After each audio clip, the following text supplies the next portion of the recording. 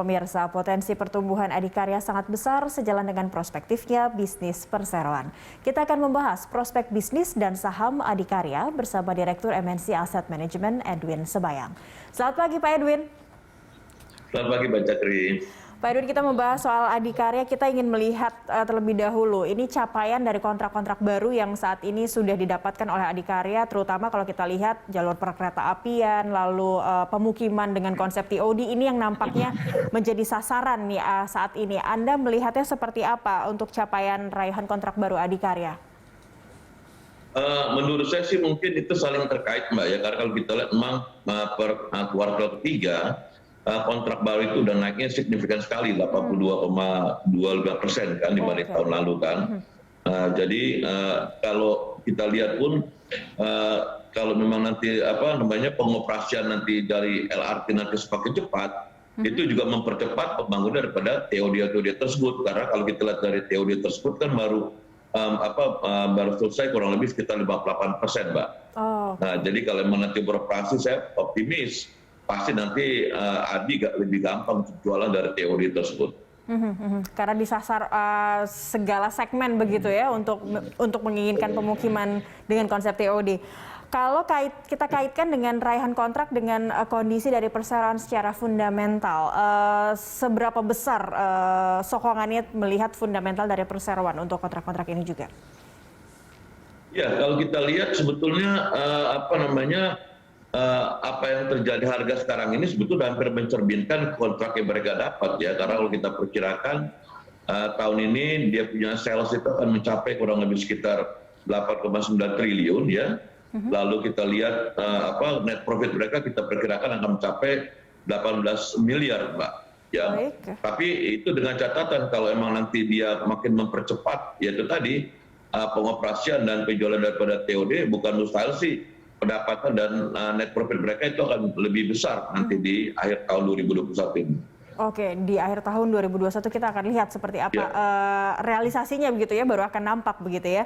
Kalau membandingkan antara adikarya dengan BUMN karya lainnya, seperti apa daya saing adikarya sendiri Pak Edwin? Ya, jadi kalau kita bicara secara sektor memang pembanding dia seperti Wika, ya, PT-PP, Waskita. Kalau kita lihat dari relative valuation-nya memang lebih mahal si Adi. Tetapi itu tidak kita bisa bandingkan apple to apple. Karena apa? Karena mereka punya ciri khas masing-masing. Ya kan? Adi itu kan lebih fokus kepada LRT dan juga TOD-nya. Wika lebih fokus kepada MRT, ya kan? Lalu WSKT lebih kepada pembangunan jalan tol. Sementara PT-PP kepada pembangunan gedung, ya, bendungan, jembatan segala macam. Walaupun mereka sama-sama di sektor konstruksi, Mbak. Baik, tapi kalau Anda lihat sekarang TOD dan juga LRT ini menjadi andalan dari adikarya. Adikarya juga punya anak usaha di sektor yang lain. Adakah yang perlu dikembangkan atau mungkin seberjalannya proyek yang saat ini perlu ada diversifikasi juga yang dilakukan oleh perseroan, begitu Pak Edwin? Apa yang mereka lakukan sekarang sebetulnya belum maksimal, Mbak. Karena kan ini pembangunan LRT ini kan baru dari Cibubur dan dari Bekasi, ya. Nah, sementara kita mendengar kan itu nanti akan sampai Bogor. Nah, padahal nanti dari sepanjang Bogor nanti pun ada beberapa TOD baru yang akan dibangun seperti di Sentul, di Bogor, dan di beberapa tempat lain. Nah, itu nanti akan memboosting daripada revenue dan net profit dari adikarya itu sendiri, gitu, Mbak. Lalu kedua, kalau kita bicara juga kenapa belum maksimal, ini kan kita belum melihat bagaimana nanti pengoperasian daripada LRT tersebut, ya kan? Nah, mereka perkirakan di tahun 2025 mereka bisa mengangkut penumpang itu 675.000 orang, ya kan? Nah, kalau semakin banyak nanti TOD dan bukan hanya TOD, tapi mungkin properti sepanjang nanti LRT itu nanti makin memperbanyak juga jumlah penumpang daripada LRT meningkat lagi, Mbak. Jadi memang kata kuncinya itu adalah LRT itu diperpanjang sampai Bogor, ya kan, dan juga nanti akan makin banyak, bukan hanya TOD tapi properti lain akan mengikuti. Ya. Oke, jadi fokus dulu terhadap proyek khususnya perkeretaapian LRT dan juga hunian berkonsep TOD untuk sekarang ini begitu ya, karena kita targetnya LRT bisa beroperasi juga nih Maret 2022. Baik, kita akan kembali lanjutkan perbincangan kita akan membahas seperti apa kinerja saham dari ADI di segmen berikutnya. Pemirsa, Corporate Action akan kembali sesaat lagi.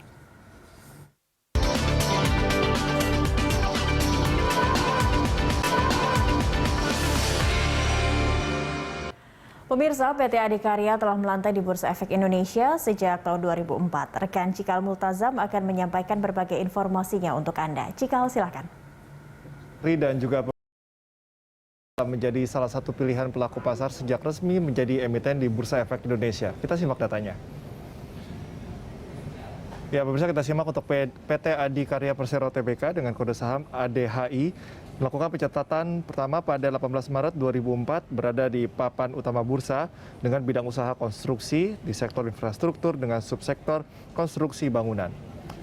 Kita simak untuk pemegang saham PT Adikarya Tbk sebesar 51% atau 1,81 miliar lembar saham dimiliki oleh negara Republik Indonesia dan sebesar 49% atau 1,74 miliar lembar saham dimiliki oleh masyarakat.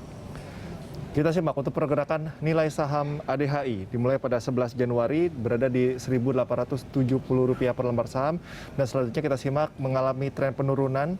Cakri dan pemirsa dimulai pada Maret tanggal 1 di 1.320, kemudian pada April tanggal 12 turun 1.065, di 17 Mei 960.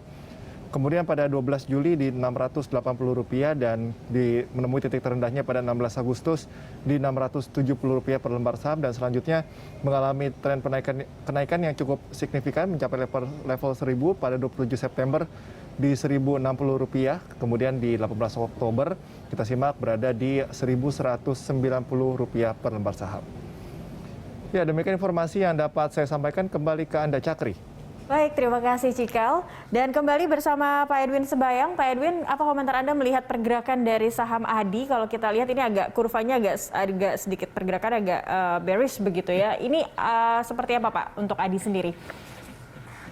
Ya, jadi kalau kita lihat kenapa memang masih belum meningkat signifikan, karena memang itu tadi market itu lagi menunggu, sebetulnya investor lagi menunggu kecepatan dari pengoperasian dari LRT itu sendiri. Okay. Ya, lalu juga mengenai proses pembayaran, mengenai pembangunan yang telah mereka lakukan. Nah, itu nanti akan berpengaruh juga terhadap kecepatan daripada penjualan dari TOD tersebut. Ya, di samping itu kita lihat mereka juga investor lagi menunggu apakah target daripada ADI Komuter itu kurang lebih sekitar 1 triliun di tahun ini pun akan meningkat. Bukan untuk pendapatan akan tercapai atau tidak. Ya, mungkin kalau untuk IPO ya kita lihat untuk tahun depan awal tahun depan, Mbak. Oh baik. Kalau untuk pendapatan dan laba bersih ADI untuk tahun ini dalam hitungan Anda kira-kira capaiannya akan seberapa besar, Pak Edwin?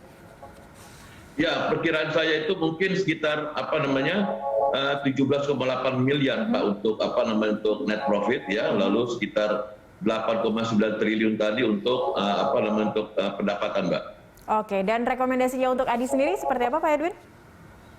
Saya sih melihat ada melakukan pembelian untuk ADI ya. Target daripada ADI sampai akhir tahun saya melihat itu ke level sekitar 1460, Mbak.